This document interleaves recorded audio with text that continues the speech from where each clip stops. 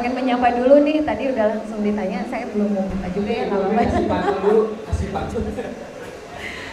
Mau nyapa aja semua Kang Teteh yang udah hadir malam ini. Udah lama banget gak ketemu, jadi suasananya memang suasana reuni ya, kayaknya dapat banget. Jadi makanya tadi saya nggak mau ngomongin yang berat-berat deh gitu, tapi dia nanyanya yang berat-berat terus, ya ampun deh. Sesuai banget ya sama berat badan kita ya. Ya. Ya kalau ngomongin sustainability pastinya emang luas banget ya. Dan makanya tadi bingung juga, aduh kira-kira dengan waktu yang singkat kira-kira yang enaknya ngomongin yang mana gitu ya, ke arah mana, karena dari tadi pun sebenarnya udah ngomongin sustainability ya semuanya.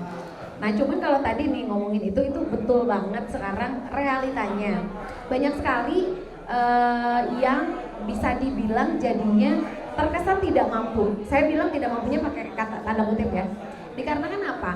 Bayar-bayar di luar pastinya, kenapa tadi kan, kenapa sih harus pakai sertifikat, harus pakai itu, lebih ke jaminan sebenarnya kan, jaminan bahwa itu sudah dicek, sudah diuji dan segala macam. Pastinya jangan sampai kayak kasar-kasarnya, dulu-dulunya ya, kalian mau ini negara produsen ya, atau dalam kurungnya Indonesia tercemar, sungainya warna-warni, terserah. Yang penting ketika itu baju saya pakai istilahnya, atau anak saya pakai di sana, Eropa sana atau di Amerika sana, aman, nggak gatel-gatel, nggak bikin alergi, nggak bikin kanker. Itu titik di situ. Tapi ternyata kan berkembang dan udah mulai fair. Mereka udah mulai fair bahwa ya jangan cuman baju atau end produknya aja yang bagus dan oke, tetapi balik lagi, saya udah mulai, saya nggak mau barang yang saya pakai ternyata mencemari lingkungan di tempat pembuatnya. Kemudian tidak kepada pembuatnya misalnya yang ngejahit gitu. Itu fair nggak sih ininya, gajinya? Saya beli barang itu mahal loh. Apakah itu dia digaji dengan layak atau enggak? Keamanannya seperti apa? Nah itu udah berkembang sampai ke titik itu. Mereka berpikir tidak egois, tidak untuk diri sendiri. Nah cuman memang kenyataannya, realitinya kita masih banyak yang tidak mampu dari sisi biaya. Itu memang itu harus diakui, itu realnya, karena memang proses sertifikasi ini tidak mudah dan memang tidak murah. Karena apa? Karena untuk memproses ke situ banyak sekali pengujian yang harus dilakukan. Jadi mau nggak mau pasti biayanya cukup besar. Tetapi yang jauh lebih besar lagi adalah mempersiapkan bagaimana itu caranya biar kalau pas udah dites itu oke gitu, itu bagus.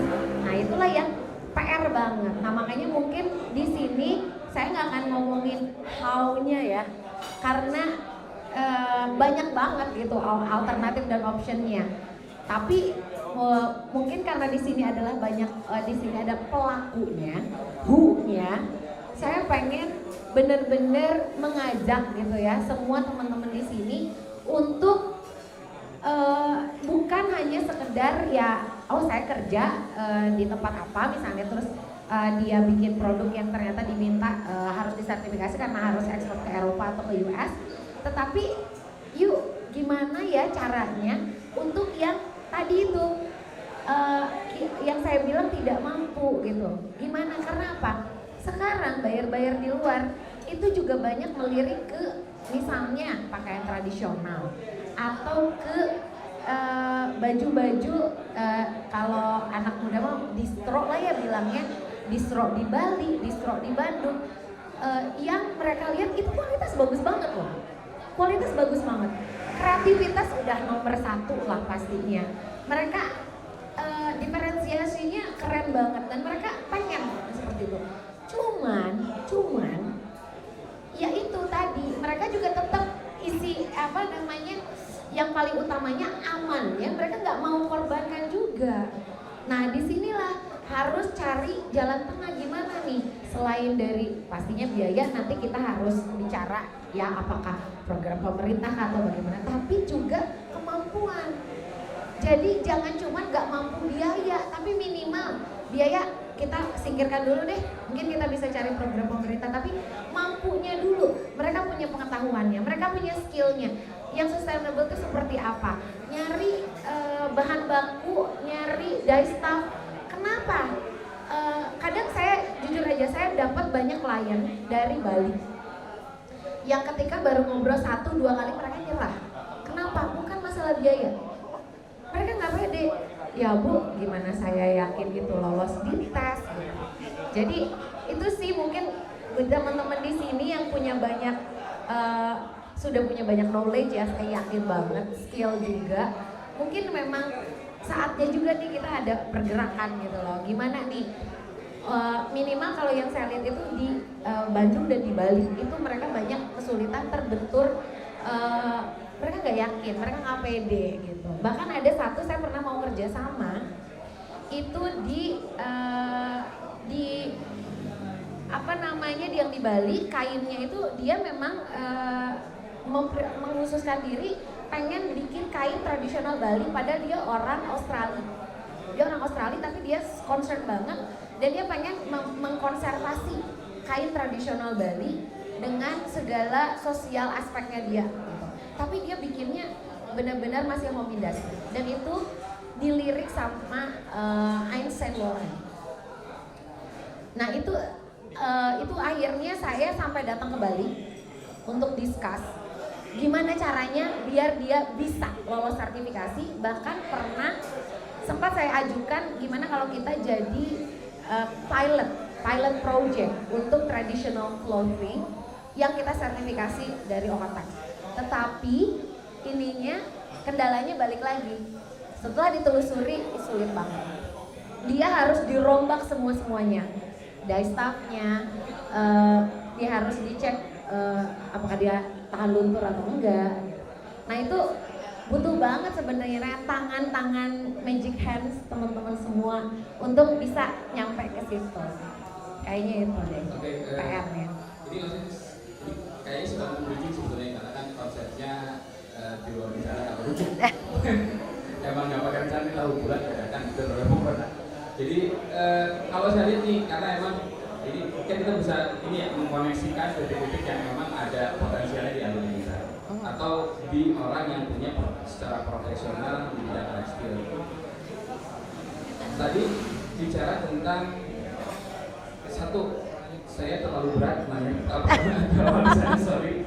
Yang kedua juga ini lebih ke arah saya pernah baca PowerPoint-nya Tebipit dan itu awareness-nya dapat banget, game changer gitu ya, dimana sebetulnya kita atau generasi di bawah kita lebih bahasanya apa ya, digital millennial savvy lah ya, artinya segala sesuatunya emang ahli banget untuk ngolahnya secara digital. Minimal kita yang sekarang punya smartphone, kalau milih barang tuh ngebandingin tuh value-nya apa nih, itu udah kerasa banget, bukan harga aja, harga pokok sekian lebih murah, tapi juga sekarang udah lebih ke arah value-nya. Nah, karena behavior-nya berpindah, kita secara konsumen lebih memilih yang punya added value banyak dan trennya ke arah sustainability.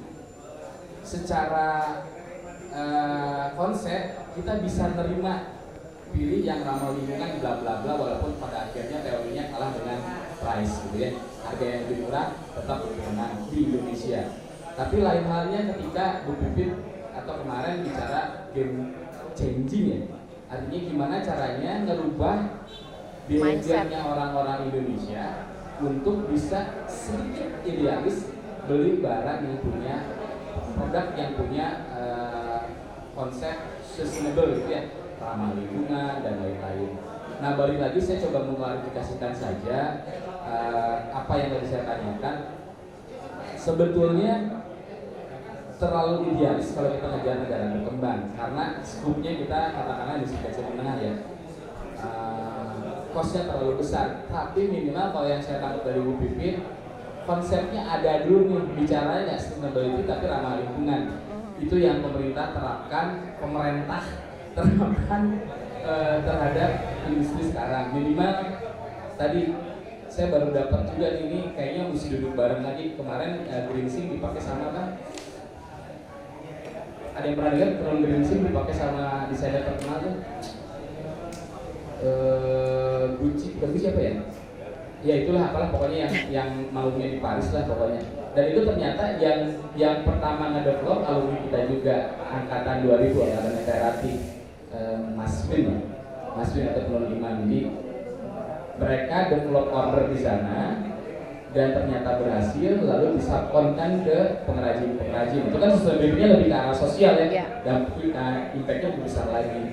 Nah, gimana sih cara susah ya bahasa ini, tapi kayaknya udah pernah dijawab deh. Gimana sih ngerubah behavior supaya ya movement ini kan dia movementnya game changingnya behaviornya pembeli Indonesia itu bisa lebih idealis, atau apa yang effort yang kita lakukan dimulai dari cerita ini. Iya, tadi katanya nggak mau berat-berat, tapi dia nyanyinya berat-berat. Oh ya, mahal. Kita tuh lagi sebenarnya gini, terus kita mesti ngapain bareng-bareng gitu. Iya, kalau dulu yang pernah diobrolin sama Pak Win ya, soal ini ya, masih ingat nggak Pak? Ya, kalau yang dulu itu kita awalnya pasti untuk bisa menanamkan mindset ya, kalau mau ngerubah behavior pasti ke mindset dulu gitu.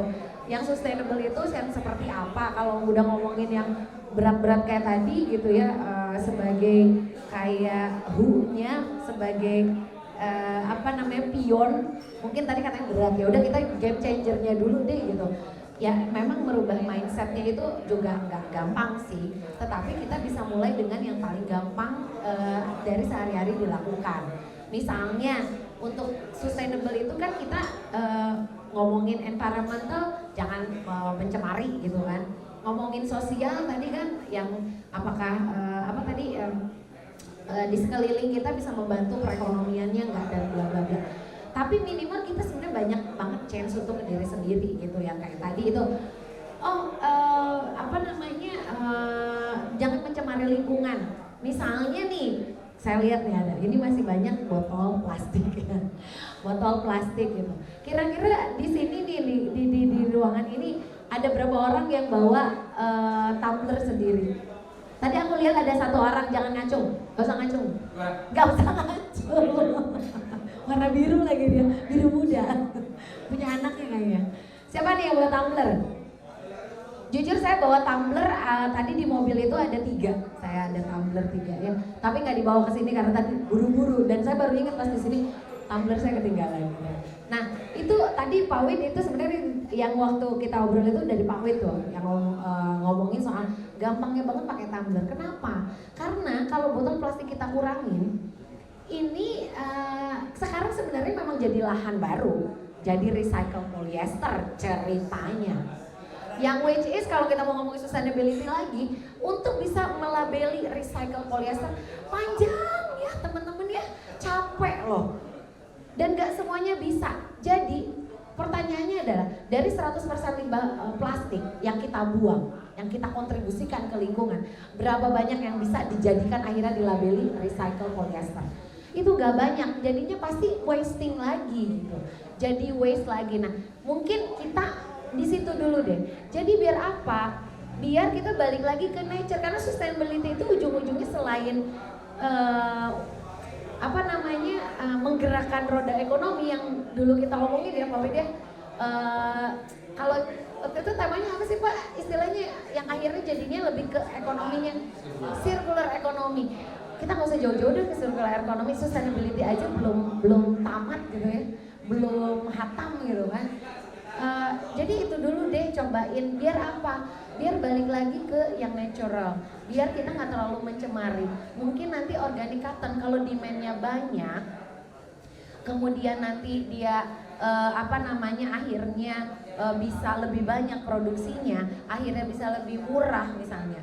Karena memang tidak ada alternatif, source-nya banyak, alternatifnya juga tidak terlalu banyak opsinya. Karena recycle itu nggak gampang. Misalnya sekarang gaya ya, keren dong aku menyumbang sustainability, aku pakai recycle polyester misalnya kayak gitu.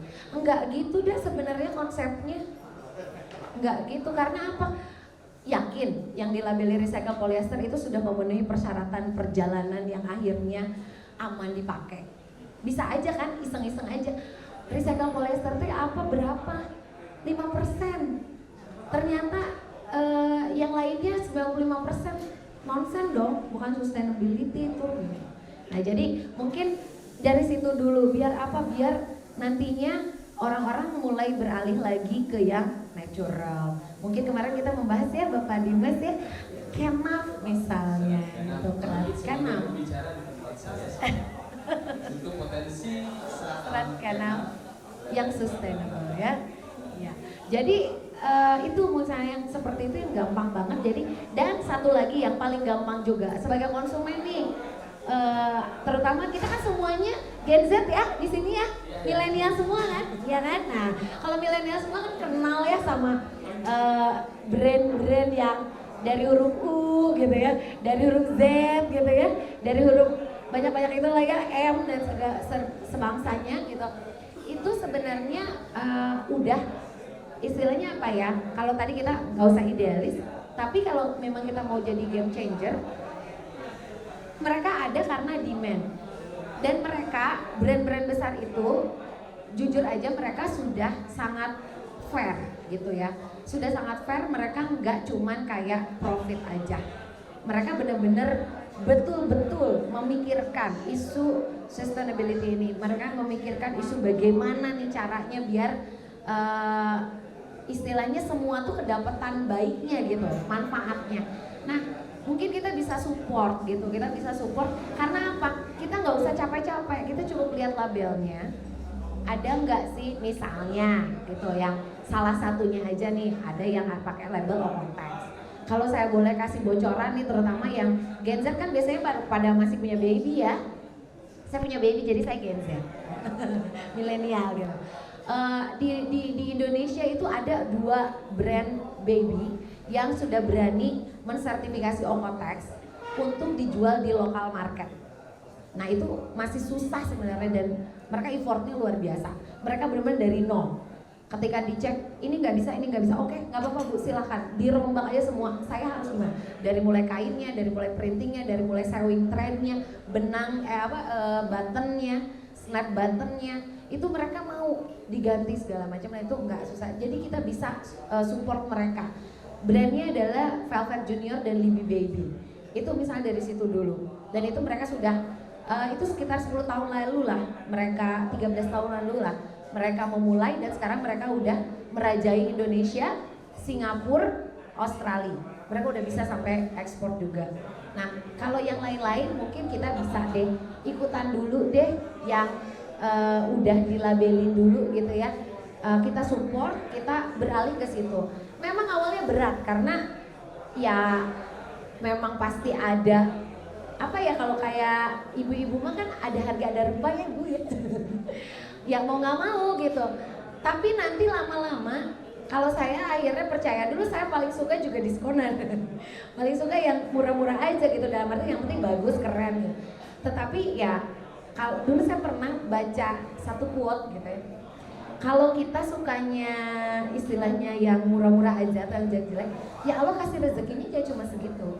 Tapi ketika kita menaikkan standar kita, asal bukan gaya hidup ya, kita niatnya adalah untuk mengangkat gitu ya, mengangkat mungkin jadinya ke circular ekonomi ya Pak Widin, mengangkat si sustainability itu menjadi gaya hidup kita. Tapi insya Allah pasti ada rezekinya gitu, dan itu kita bisa mulai dulu dengan yang istilah kita percaya deh. Kita nggak usah capek-capek searching, kita capek-capek mensertifikasi sendiri dan gimana, kita pakai dulu deh yang ada, kita support dan nantinya demand-nya jalan sehingga mudah-mudahan kalau demand-nya lebih banyak, produksi bisa lebih besar, kapasitasnya lebih besar, harga juga bisa sedikit lebih menurun gitu. Sehingga nanti kita bisa menjadikan itu ya lifestyle kita juga. Tapi ya balik lagi yang paling gampang-gampangnya banget itu mungkin bawa tumbler ya mulai besok. Oke, sebelum closing statement, Ya. mungkin saya pengen berujar sampai bikin closing statementnya apa. Jadi kalau 2-3 hari belakang yang posting di internet banyak tentang Mandewara Group, di mana anak muda yang idealis datang ke sungai-sungai yang kotor terus bersih dan lain-lain gitu ya. Nah saya sih nyolek anak-anak batik, ada sini anak batik? Kalau nggak salah Ada. Oh iya. boleh dong teman-teman mahasiswa mulai bergerak gitu, tapi isunya lingkungan nih, misalkan mengkampanyekan lu jangan bawa kantong keresek walaupun nggak mungkin gitu dulu gitu ya. Lu jangan bawa beli aqua kemasan, bawa tumbler aja, ataupun apa-apa yang Sama bawa shopping bag. bawa shopping bag, ataupun gerakan yang emang bisa mutual secara apa ya, secara Majemuk. ya begitulah, pokoknya mahasiswanya bisa mengedukasikan, tujuannya bisa mengedukasikan isu-isu lingkungan, karena itu buat merubah game changer itu butuh amplifikasi. Gak ada yang bergerak membuat amplifikasi secara isu lingkungan untuk mengcounter apa ya, perilaku kita yang berbidang alam. Jadi buat anak-anak batik, tolong ya kalau bisa adalah wadahnya itu kayak aja. Terus juga sorry jadi keingetan, kalau bisa nanti ke depan tapi bisa mentorin teman-teman adik-adik kelas kita yang potensial buat nargetin kompetisi di luar sana. Ini masih kalian mau ingat tadi orang deh. Oke, itu aja. Siap berarti. Oke, Bu Bibit ada closing statementnya. Oh mau nanya boleh. Boleh, Bang. Jangan yang berat-berat ya, udah berat ya di sana. Aduh.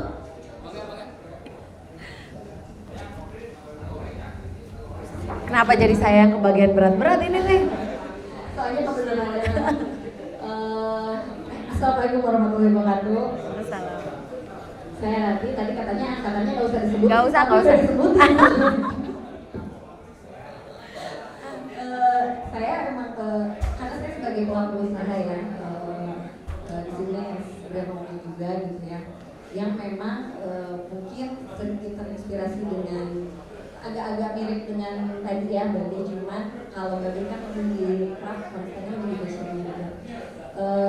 Tapi memang kendala kita para UMKM itu ketika kita pengen itu ya itu tadi, maksudnya saya nyari program juga ada gitu, secara biaya juga berat gitu buat kita para pelaku ekonomi kecil lah ya.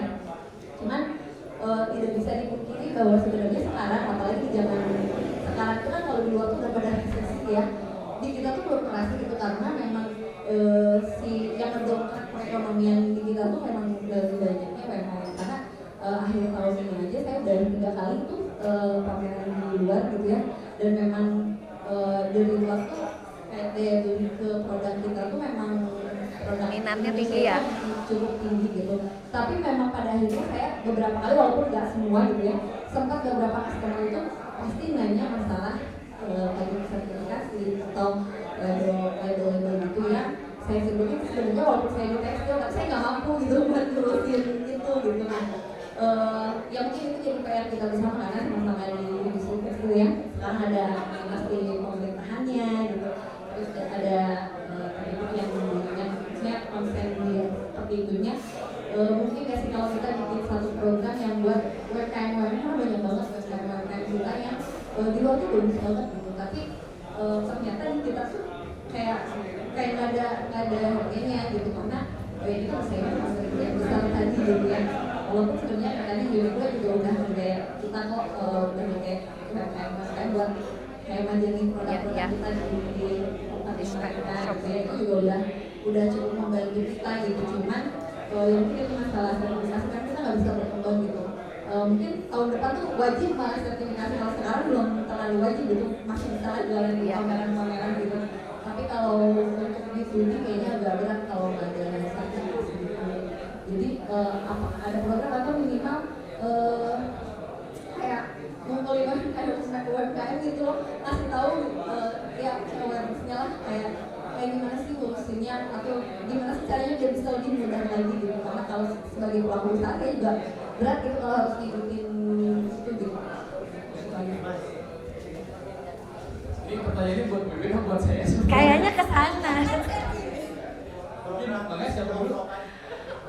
Ya kalau dari aku sendiri sih sebenarnya itu sesuatu yang memang apa ya namanya menggelitik terus gitu ya, karena istilahnya kita tadinya kayak pengen ngebantu pun si pelakunya gitu ya, atau si target objeknya ini udah nyerah duluan gitu, kayak aduh nggak mungkin nih, saya mau dites rubbing aja nggak yakin lolos gitu. Nah itu kan butuh knowledge, butuh skill untuk gimana nih meramu, apalagi kalau yang udah pakai zat warna natural banget ya, dan kemungkinan besar justru aman ya dari beberapa sisi, misalnya dari sisi karsinogeniknya dan segala macam.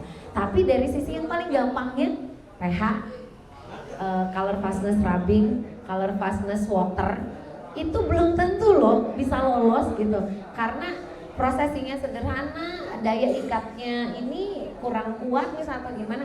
Nah itu jadi knowledge yang kurang gitu. Jadi pastinya butuh itu. Mungkin tadi ya dimulai dari anak-anak mahasiswa batik nih gitu. Kalau setahu saya nggak tahu kalau sekarang masih ada. Kalau dulu tuh katanya ada program D3 yang nantinya jadi penyuluh, udah nggak ada ya.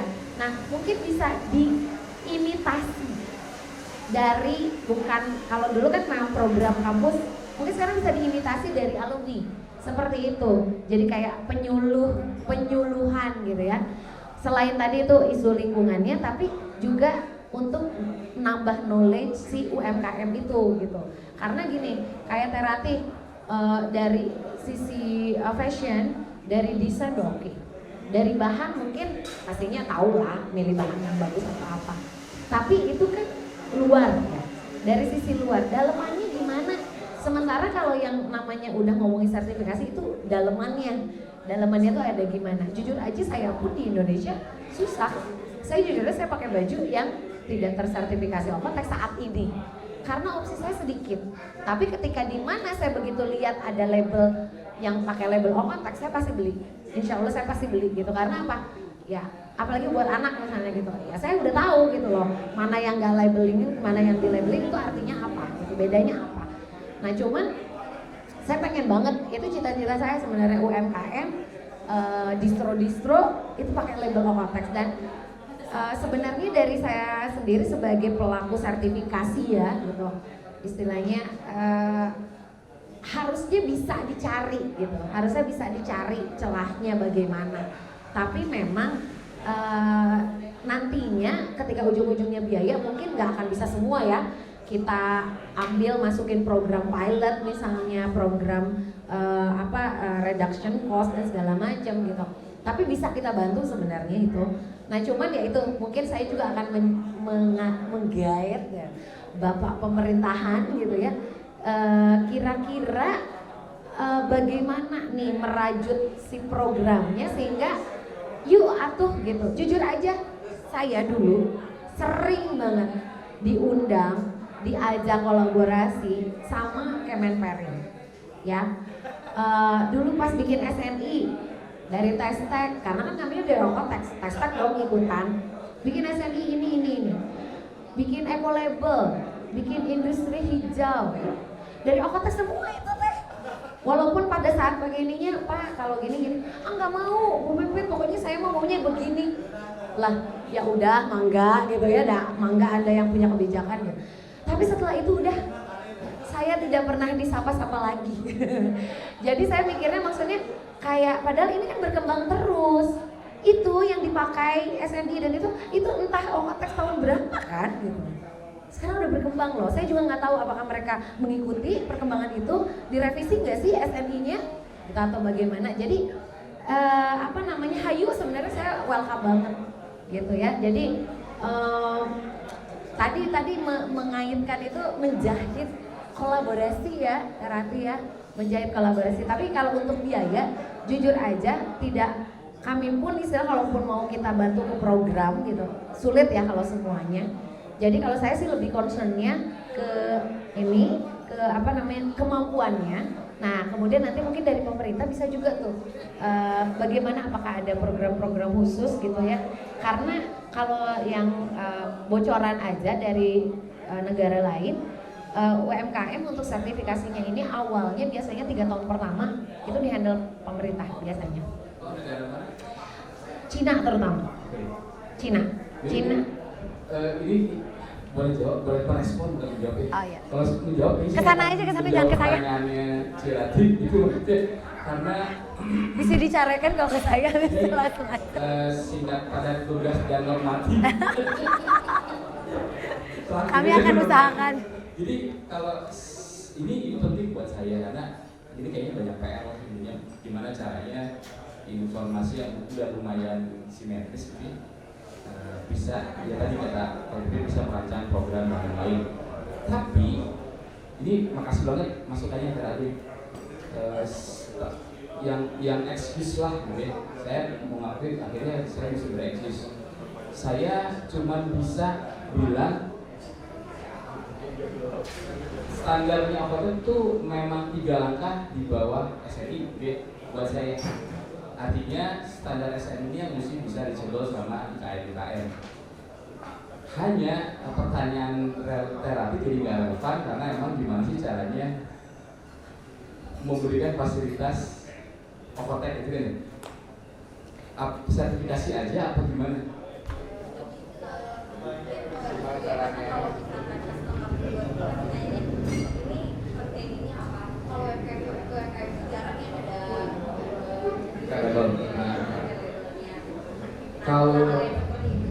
Kalau yang sudah ada ya ini sekalian informasi aja di tempat saya ada fasilitasi pakaian bayi.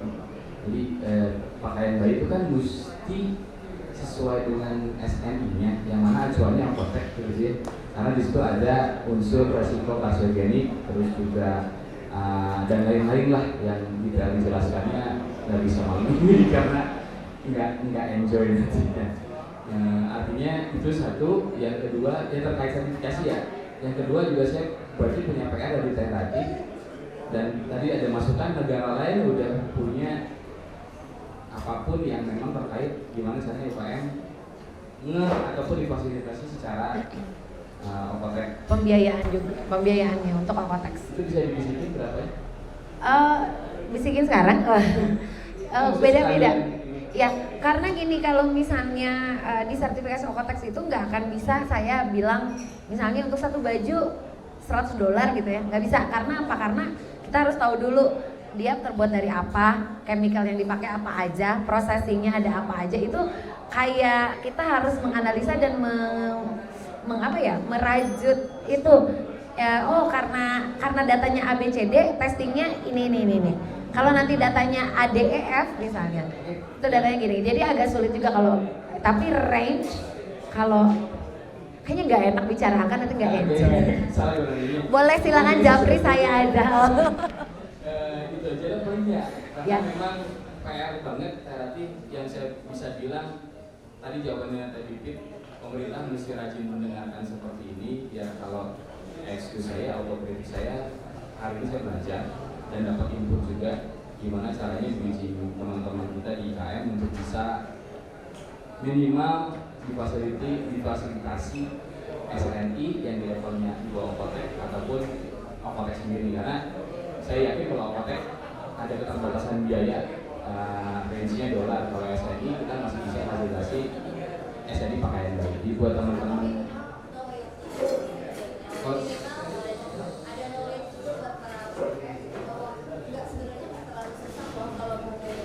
Ya.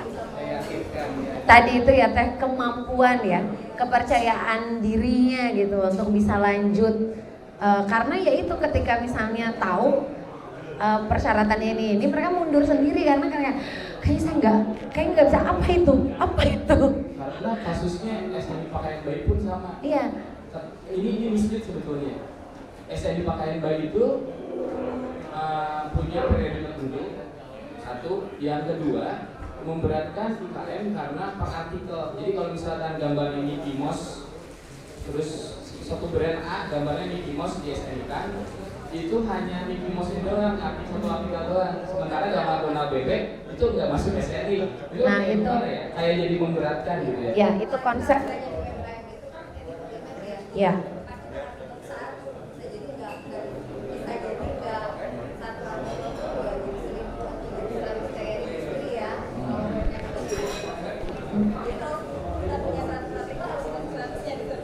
Nah itu pada akhirnya begitu kan? Ya. saya menjawab otokritik saja. Jadi banyak begini. Ya itu yang sebenarnya jadi concern saya tuh ke SNI, karena kalau di Okotex misalnya untuk sertifikat software nggak kayak gitu. Jadi selama kita dalemannya tahu apa-apa kayak apa ya, kalau kayak bikin rumah bahan bakunya apa, ABCD gitu ya. Selama yang dipakai itu aja, nanti besoknya jadi bangunan 1 lantai, 2 lantai, 3 lantai, pakai pavilion atau apa, tapi yang bahan bakunya itu lagi, it's okay, udah selama setahun silakan gitu. Jadi kalau mau hemat sebenarnya hemat, cuman kenapa kesannya jadi berat? Karena kita enggak, sebenarnya bisa kalau mau per artikel silahkan, tapi ya pasti biayanya gede dong. Tapi kalau misalnya di Okotex sendiri tuh misalnya dia bener-bener per produksi gitu. Jadi kayak Teteh nih misalnya bikin fashion, pasti namanya, apalagi sebagai fashion designer biasanya per apa ya namanya teh kalau gitu, per season atau per design gitu ya, kayak gitu misalnya ada berapa, itu kan pasti bahan bakunya itu lagi, tapi beda artikel, Teteh akan membedakan artikelnya.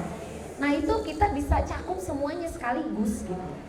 Jadinya kayak kalau kita mah belinya kayak borongan gitu, tapi jatuhnya satuan ya, itu pasti akan jauh lebih hemat.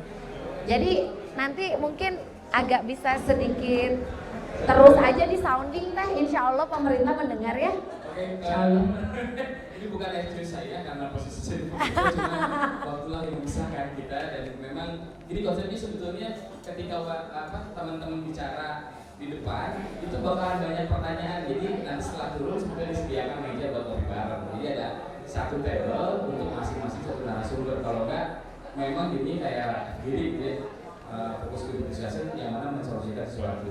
Ya. Kayaknya pertanyaan akan langsung aja nanti di mejanya ke JBP. Meja saya di sana ya. Makanya JBP silakan ditutup dengan closing statement. Oke, terima kasih banyak nih buat teman-teman yang udah hadir di sini, banyak banget ya yang sebenarnya ternyata bisa kita kolaborasikan. Jadi mungkin closing statement saya adalah mari kita wujudkan kolaborasi itu jangan cuma sebagai wacana aja, karena ternyata sebenarnya sangat dibutuhkan, terutama di komunitas tekstil kita yang pada dasarnya kita akan ketemu itu lagi. Jadi marilah kita wujudkan sesuatu yang nyata gitu ya. Tadi teman-teman batik gitu ya, yang dimana saya punya iklan juga nih katanya, segera ya mungkin teman-teman alumni yang tidak hadir di sini bisa mulai sounding dengan angkatannya ya, untuk memastikan di tanggal 15 nanti kita bisa tetap memastikan adik-adik kita bisa melanjutkan kuliah selesai dan menjadi bagian kita sebagai stakeholder, sebagai game changer ya, mungkin sebagai game changer untuk bisa memastikan kolaborasi yang nyata bisa terjadi untuk mendukung ekonomi dan juga industri tekstil di Indonesia. Itu aja mungkin ya. Wabillahi taufiq wal hidayah. Wassalamualaikum warahmatullahi wabarakatuh. Terima kasih atas perhatiannya.